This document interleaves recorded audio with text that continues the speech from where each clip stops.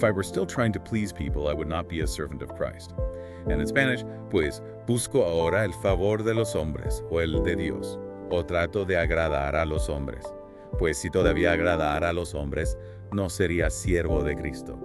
This one feels a little bit tougher, a little more confrontational. It definitely challenges us to examine our motivations, Are we driven by a desire for approval, for fitting in, for accolades, or are we seeking to please God, even if it means going against the grain, standing up for what's right, even when it's unpopular? Yeah, it's a question of integrity, of aligning our actions with our beliefs. Absolutely. It can be tough, but so important to live a life that's true to who we are and who God has called us to be.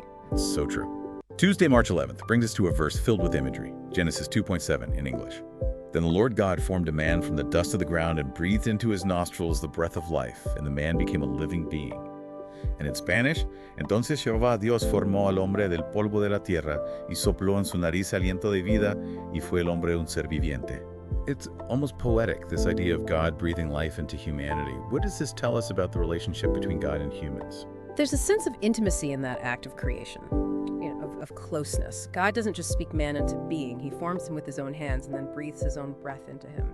It speaks to the inherent value and dignity of every human being created in God's image. We're not just random accidents. We're part of something much bigger, a divine design.